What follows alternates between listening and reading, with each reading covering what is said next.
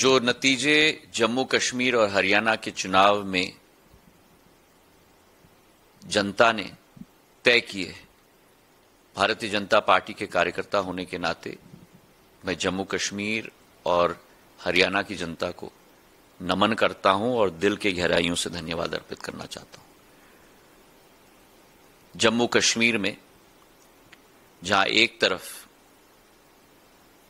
इतिहास में पिछले 75 वर्षों में पहली बार सबसे ज्यादा मतदान किसी भी विधानसभा चुनाव में इस बार हुआ है, जहां 64% मतदान जम्मू कश्मीर के विधानसभा चुनाव में संभव हो पाया है।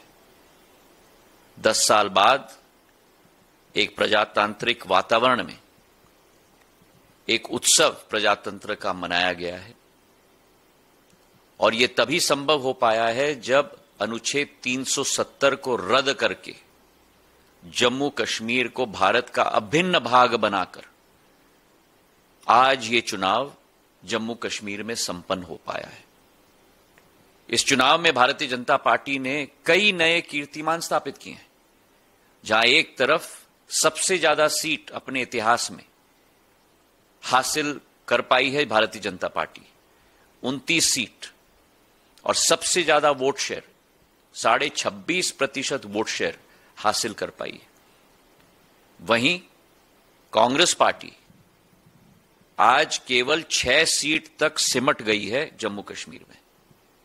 पिछले चुनाव में 12 सीट आए थे, इस बार केवल 6 सीट आए और यही वास्तविकता है जिसे कांग्रेस पार्टी को स्वीकार करना ही होगा। और जिस कांग्रेस पार्टी ने हर एक राज्य में जो इंडी अलायंस है, इंडी गठबंधन है, अपने गठबंधनों पर आज कांग्रेस पूरे देश में बोझ बन चुकी है। जम्मू कश्मीर में भी जहां कांग्रेस पार्टी केवल 6 सीट हासिल कर पाई है और उसी के साथ साथ जम्मू में जहां कांग्रेस 29 सीटों पर लड़ी थी, केवल 1 सीट जीत पाई है, मतलब हिट रेट केवल 3.5%। भारतीय जनता पार्टी जम्मू में 43 सीट्स पे लड़ी और 29 सीट जीती, मतलब 70% करीब करीब भारतीय जनता पार्टी का हिट रेट रहा है। जहां तक ओवरऑल राज्य की भी हम बात करें, जरूर नेशनल कॉन्फ्रेंस ने सबसे ज्यादा सीट्स जीती हैं, लेकिन अगर वोट शेयर देखें तो वोट शेयर में Bharatiya Janata party national conference से भी आगे है। 36.5% भारतीय जनता पार्टी का वोट शेयर है और केवल 23.5% नेशनल कॉन्फ्रेंस का वोट शेयर है। ज्यादा वोट भारतीय जनता पार्टी को मिला है। और वही स्थिति अगर हम देखें हरियाणा में, जहां एक चमत्कार प्रधानमंत्री जी के नेतृत्व में संभव हो पाया है, तीसरी बार किसी राज्य में कंसेक्यूटिवली चुनाव जीतना भारत के लोकतांत्रिक इतिहास में बड़ा मुश्किल कार्य है और वो हैट्रिक हरियाणा की जनता ने आशीर्वाद समान भारतीय जनता पार्टी को दी है। इस बार चुनाव में मुश्किल होता है दूसरी बार लड़के जीतना, पर इस बार चुनाव में जितने सीट दूसरी बार हम जीते थे 40 सीट, उससे 20% ज्यादा सीट हम इस बार जीते हैं, 48 सीट। उसी के साथ वोट शेयर भी बढ़ा है।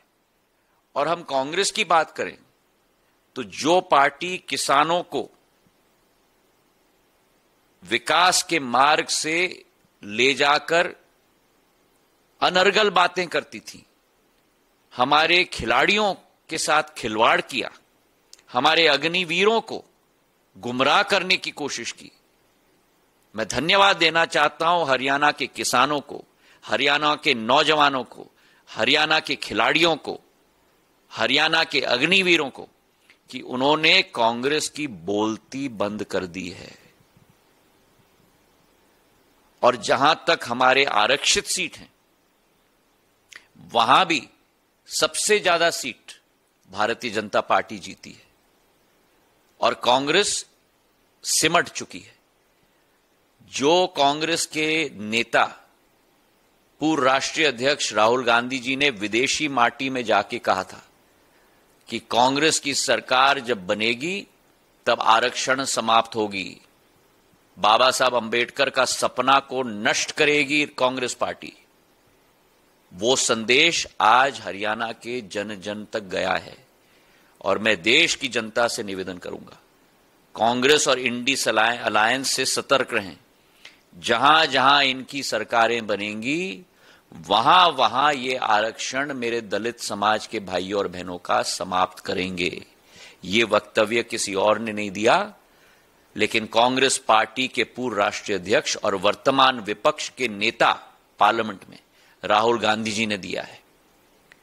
आरक्षण समाप्त करेगी कांग्रेस, ये संदेश जन जन तक हमें पहुंचाना होगा, उन्हें पूर्ण रूप से सचेत करना होगा।